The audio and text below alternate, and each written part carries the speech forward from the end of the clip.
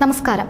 സംസ്ഥാനത്തെ തടവറകൾ ഭരിക്കുന്നത് CPM കുറ്റവാളികളാണ് എന്ന് പൊതുവെ ഒരു സംസാരമുണ്ട്. പ്രത്യേകിച്ചും TP ചന്ദ്രശേഖരന്റെ കൊലയാളികൾ. കൊടിസുനിക്കെതിരെ തിരുവായ്ക്ക് മറുവാ പറയാൻ ഒരു ജയിൽ ഉദ്യോഗസ്ഥർക്കും ധൈര്യമില്ല. ജയിലിൽ കിടന്നുകൊണ്ട് തന്നെ പുറത്ത് ഓപ്പറേഷനുകൾ നടത്തുന്നത് കൊടിസുനിയുടെ പതിവ് പരിപാടിയാണ്. സർക്കാരിന്റെ ഒത്താശയാണ് ഇതിനെല്ലാം ഇവർക്ക് ഊർജം പകരുന്നത്.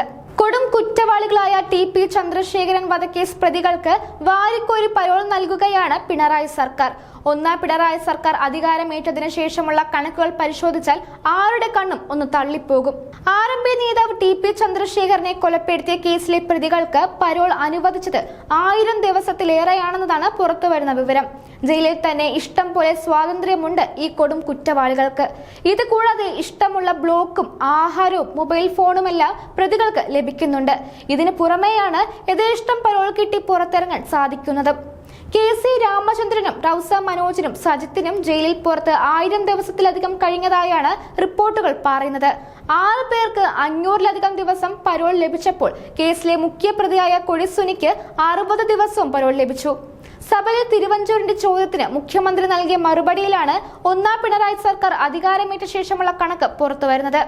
പലപ്പോഴും ജയിലിൽ പ്രശ്നക്കാരായ ഇവരെ ജയിൽ മാറ്റിയാലും മറ്റിടങ്ങളിലും സർവ്വസ്വാതന്ത്ര്യം തന്നെയാണ്.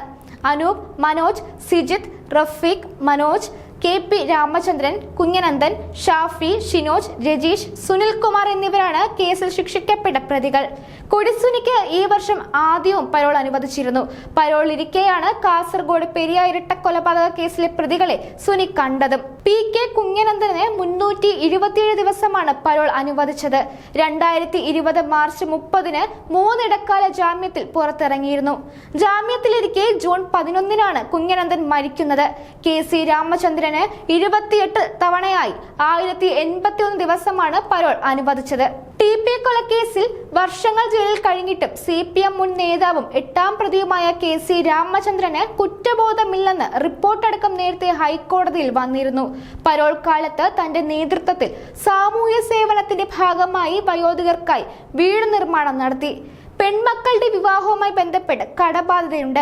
പോലീസ് മർദ്ദനത്തിൽ നട്ടലിന് പരിക്കുണ്ട് തുടങ്ങിയ കാര്യങ്ങളെല്ലാം രാമചന്ദ്രൻ കോടതി മുമ്പാകെ പറഞ്ഞിരുന്നു.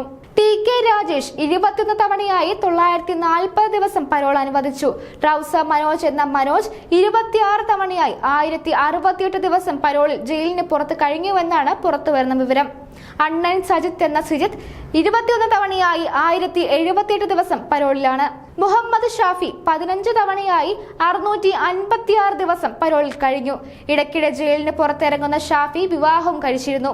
ഷിനോജ് 17 തവണയായി 925 ദിവസം പരോളിൽ കഴിഞ്ഞു.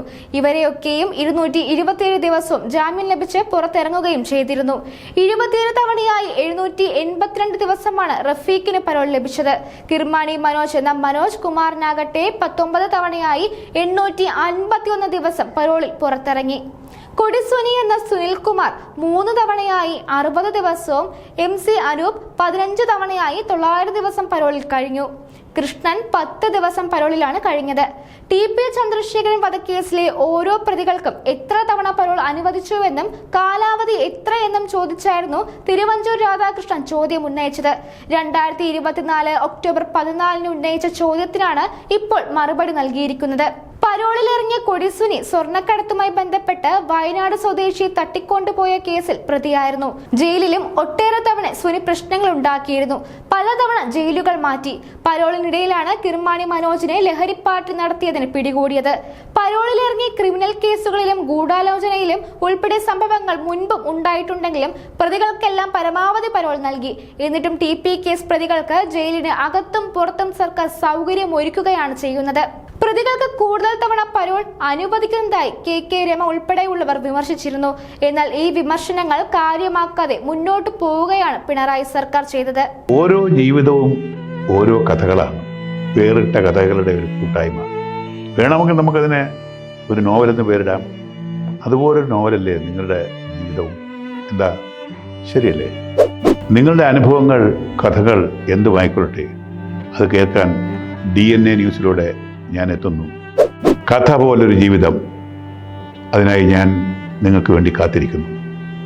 നമുക്ക് ഒന്നിച്ച് കാണാം, കുറേ കാര്യങ്ങൾ സംസാരിക്കാം, വേദനകൾ പങ്കിടാം.